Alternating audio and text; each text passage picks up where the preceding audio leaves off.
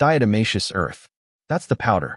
White, soft, cheap as dirt, sitting in a tin by the door in mountain houses for generations. They'd run a thin line of it across the threshold and along the baseboards, and the crawling things that tried to come in mostly didn't make it through. It's not a poison. Bugs can't build resistance to it. It's safe enough to use in a kitchen when you handle it right. It still costs about $1 a pound. And almost nobody under 50 knows what it is anymore.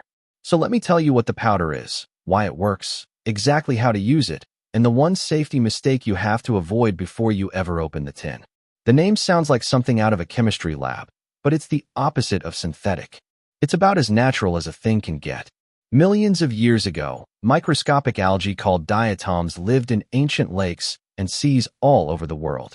These were tiny single-celled creatures, but they had one remarkable feature: hard shells made of silica.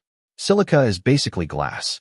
When those diatoms died, their glassy little shells drifted down and settled on the bottom, and over unimaginable stretches of time, they piled up into thick chalky deposits, layer upon layer, until whole beds of the stuff formed in the earth. Mine that deposit, dig it out, and grind it down fine. And what you're left with is diatomaceous earth. This death powder may look like a drug you'd find in the White House, but it's actually not. It's not even poisonous, so it's safe for humans and animals. It just dehydrates bugs to death. Diatomaceous earth is actually crushed up fossils of tiny aquatic microorganisms called diatoms. When they get ground up, they turn into literal death dust for bugs. And here's how it works. This powder looks and feels super soft, but under a microscope, it's actually sharp and jagged like a bunch of tiny razor blades. When bugs crawl through this powder, the sharp edges actually cut the waxy outer protective layer called the exoskeleton on their body, which allows moisture to leak out, and eventually they dehydrate from the inside and die. I'm melting! Okay, so maybe it doesn't happen quite like that, but it does kill them really quick within just a few hours. So if it's so great, natural, and effective on all these bugs I just listed, why don't I go full Scarface and powder my entire greenhouse and garden? Well, the downsides are that it doesn't work when it's wet, and unlike Hooters, it doesn't discriminate. Which means it also kills good guys like bees, ladybugs, and beneficial insects. Keep all that in mind, and you're free to sprinkle it around your chicken coop, your garden, and even your pantry. Just don't confuse it for flour. To you and me, it feels like flour. You can run it through your fingers, and it's smooth, fine, almost soft. But that softness is a trick of scale. To an insect with a soft, jointed body, crawling across that same powder is like crawling across a field of broken glass. Every one of those microscopic fossil shells is an edge. And that, right there, is the whole secret of how it works. Here's where I want to be precise, because this is one of the very few folk pest controls that has real, documented science standing behind it. This isn't superstition. This isn't a story somebody's grandmother told that happened to stick. Modern entomology has studied exactly how this powder kills, and the explanation lines up perfectly with what the mountain folks observed with their own eyes. Diatomaceous earth does not poison insects. There's no toxin in it, nothing chemical that shuts down a bug's body from the inside. It works physically, mechanically, and it does so in two ways at once. First, those microscopic sharp edges scratch and abrade the waxy coating on an insect's shell. Every insect has that waxy cuticle, and its job is to hold the insect's moisture inside its body. Scratch it up, and that seal is broken.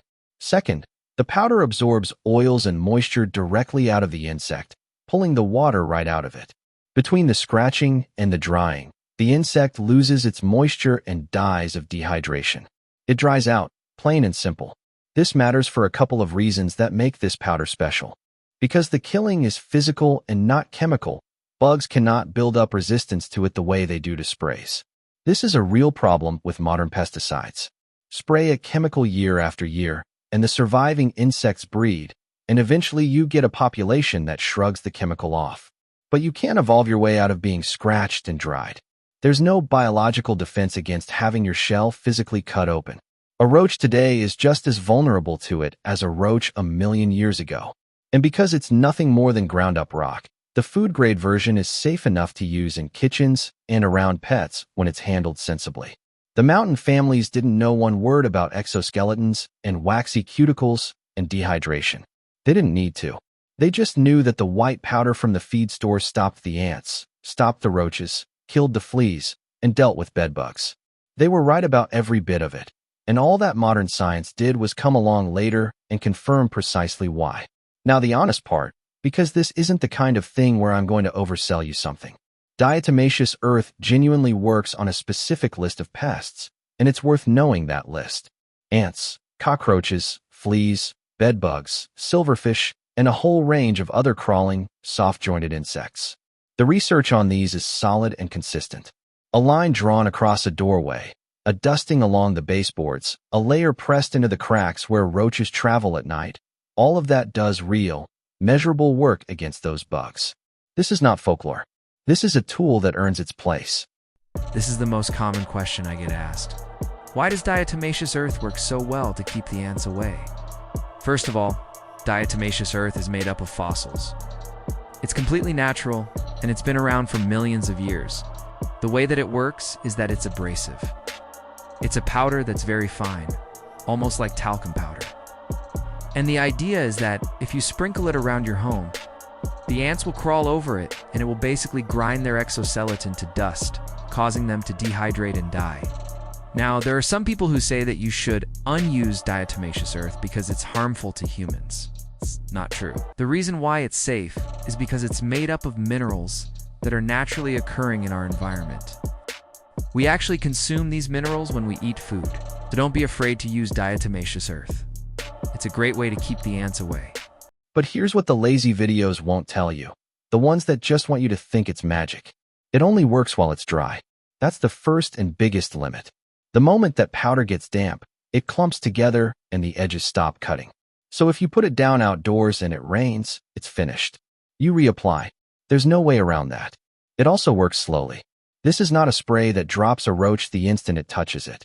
The bug has to walk through the powder, pick it up on its body, and then it takes days for it to dry out and die. If you're expecting instant results, you'll be disappointed and you'll think it failed when it didn't. And it does nothing at all to flying insects that never land in it and never touch the powder, and nothing to anything with a hard shell that the edges can't scratch through. So the mountain doorway trick is absolutely real, but understand what it is, a patient barrier, not a magic line you draw to make bugs vanish.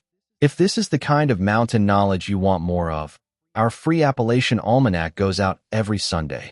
One real method, sourced and tested, delivered straight to your inbox. The link is in the description. Now let me get to the safety part that nobody seems to mention. This is important, and the cheerful little uses videos skip right past it, which is exactly the kind of thing that gets people hurt over time. There are two kinds of diatomaceous earth, and the difference between them genuinely matters for your health. Food grade is the one you want for pest control around the home. That's the soft, raw fossil shell powder, the kind that's safe to handle. The other kind is pool grade, sometimes called filter grade, and it's used in swimming pool filtration systems. That kind has been heat treated, and the heat changes its structure into something called crystalline silica. Breathing crystalline silica in over time is genuinely harmful to your lungs. It's a known hazard. So never, ever use pool grade for pest control. Read the bag. Make sure it says food grade before it comes anywhere near your house. And even with the food grade powder, you still don't want to be standing there breathing clouds of any fine dust. That's just common sense. The old-timers applied it in thin lines down low to the ground, never in great puffing clouds up in the air where they'd breathe it. So wear a dust mask when you put it down. Keep it in a thin layer. Put it down and let it settle. Treat it with the same plain respect you'd give flour dust or sawdust hanging in the air. Fine once it's settled on the floor, not something you want filling your lungs. That's the kind of caveat that separates honest content from the stuff that only wants the click and doesn't care what happens to you afterward. So here's the method, done the way it was actually done in those mountain homes. A thin line across the thresholds, every single door the bugs used to get in. A dusting along the backs of the cabinets and along the baseboards where the roaches and silverfish run their routes at night. A layer worked down into the cracks and the dark gaps behind the appliances where they hide and breed. And for fleas, a light dusting worked into the spot where the dog sleeps, left there for a day or two to do its work, and then vacuumed right up. Here's the trick the old folks understood that most people get wrong. Thin is better than thick. This sounds backwards, but it's the key to the whole thing. A bug will walk straight through a barely visible film of powder and pick it up all over its body without a second thought. But pile the powder on in a thick, visible heap, and the bug sees it as an obstacle and just walks around it. Less is genuinely more. A film you can hardly see does more work than a mound you can. And they kept it dry, always. The tin lived right there by the door, up out of the damp, and they refreshed the lines whenever the powder got swept away or got wet. It was a small, regular habit, not a one-time fix you do once and forget. That's the real reason it worked for generations. It was a thing you tended, not a thing you set down once. So why does $1's worth of ground-up fossils beat a whole cabinet full of chemical sprays? It's the same reason behind nearly everything else the haulers figured out over the years. It's cheap. It keeps in the tin practically forever without going bad. The bugs can't adapt to it no matter how long you use it. And it does its job without filling the house with poison in the very rooms where the children and the animals live and sleep. The mountain families didn't reach for it because it was old-fashioned or quaint. They reached for it because it was the most sensible tool for the problem in front of them. Cheap, safe when used right, and genuinely effective against the pests it's actually good against. And that's the pattern you see over and over again in mountain life. Reach for the simple thing that actually works, learn its limits honestly, and ask nothing more of it than it can truly give you. The research on diatomaceous earth, along with the safety guidance on food grade versus pool grade, is all linked down in the description.